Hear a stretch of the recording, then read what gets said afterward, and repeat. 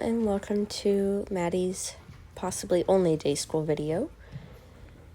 She struggled quite a bit today. We talked about it through text a little bit, but I believe that it is because she's away from you. Because I can tell that she has confidence in the way that she walks through obstacles. She's not scared to go up and sniff anything. Not really noise sensitive. Very interested in other dogs, happy to walk up to them and say hi through like the kennel doors and things. So she doesn't show like normal fearful behaviors that I see with most dogs that are pretty fearful. What she does do though is when you pet her, she kind of cowers down and turns away from you, lifts her foot. A lot of times she'll roll over on her tummy in a very submissive and kind of, it can be cute for sure. It doesn't always mean she's, trying to act submissive towards you, but I think the way that she was doing it is when I was petting her, maybe if I leaned over her, the spatial pressure was a little too much, and so she'd roll over on her tummy, and that was more comfy for her. So I tried to pet her when she was sitting up straight and when she was looking confident and walking around and things like that. I do pet her tummy a few times in the video though, because this is before I decided that I probably shouldn't reward her for like cowering stances. I just wanted to build a relationship with her. And she would not take food. She would not play with any toys. I did offer them on multiple occasions.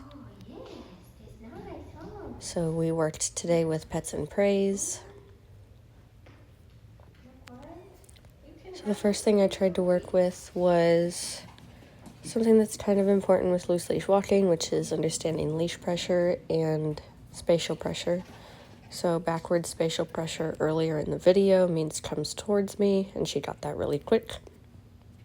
And then leash pressure, if the leash pressure turns on, then something needs to change, which you'll be able to see as an example of how to use it later in the video when I took her outside. So she was really pacing a lot, wanting to smell everything, just kind of looking around everywhere all at the same time. And we weren't really doing any work. We were just kind of walking around together, and she was panting pretty heavily.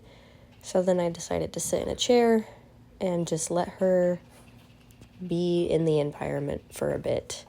We probably sat here for about 10 minutes. The idea here is for her to settle and for me not to give any feedback. You see, I do give feedback here. I pet her tummy. I probably should not have done that because then she gets up and she gets up in my business. But if you're interested in this and getting her to settle in different environments, let me know. I can send you a video on it. It's called Sit on the Dog. She has the motions. So what the dog is supposed to do is after some time be able to sit and relax and decompress instead of just wanting to do things all the time, which I think she's trying to fill her time with doing things like sniffing and walking and coming up to me and begging for pets and looking at the dogs, to kind of distract her away from the fact that you are not there. She is just unsure of how to interact with her environment when you're not there. So she does lay down pretty well, but she is whining. And she is staring at this other dog in the corner. That's my dog. And she's just like really tense. So that's not the point of the exercise. The point is to let them relax. But I think she was just a little too stressed to actually settle down. So I did not do this for the recommended amount of time. I just wanted to see if us sitting there kind of helped her calm down and not bounce between trying to do things so frequently. Here I am offering some toys. I also offered a tennis ball, which she would kind of follow it, But then she'd look back at me and come back to me. And here I pulled out a place bed to see if she was confident enough to walk on it.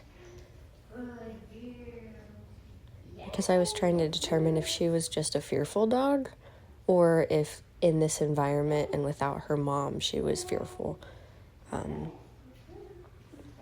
Which is not super duper common. So this is me trying to figure out the best way to work with her. And of course, as she steps on, I give her lots of pets and praise, which she just soaks up. She loves to be pet and told that she is good.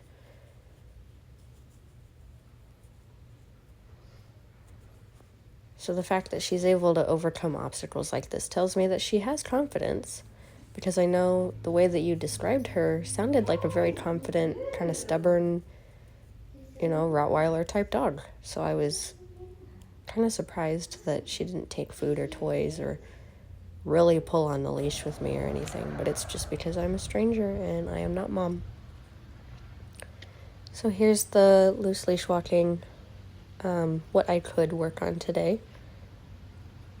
I know I look like I'm struggling a little bit, but believe me, I will not let go of a dog's leash.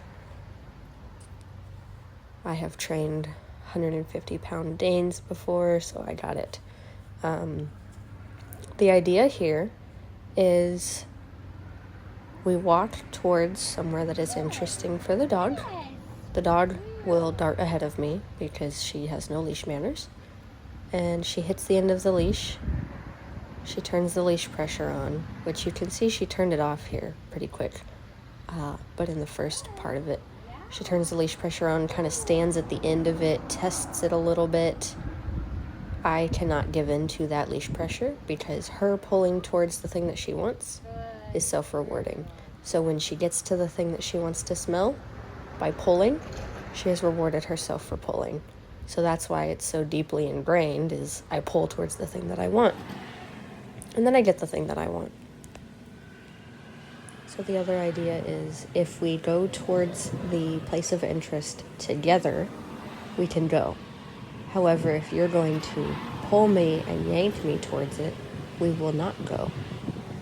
But if you come back, which whenever she looks back at me, when she's at the end of the leash, I'll say, good girl, and then she'll usually come back to me, and then we will try again and walk together. If she darts out again, I stop again and wait her out for her to come back to me.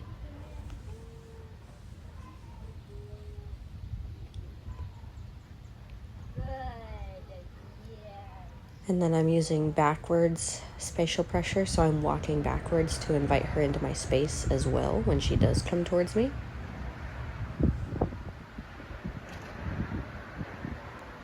And you'll see I'm not pulling on her. I'm letting her turn the leash pressure on, and I'm letting her turn it off. Sometimes I will give a little nudge just to, because if they're pulling on it for so long that they need a reminder that they are putting a lot of pressure on that leash, I will give them a little nudge. But typically I will just let them sit there with the leash pressure on and sit at the end of the leash. And there's a couple different ways to get their attention back on you so that they will turn around and join you and you can try to walk forward again. There's a couple different ways to do leash walking though, so we will go over those if and when you want to do a private lesson. I think she'll do a whole lot better with you. And I would highly recommend getting a slip leash, both for safety reasons and for comfortability and for training.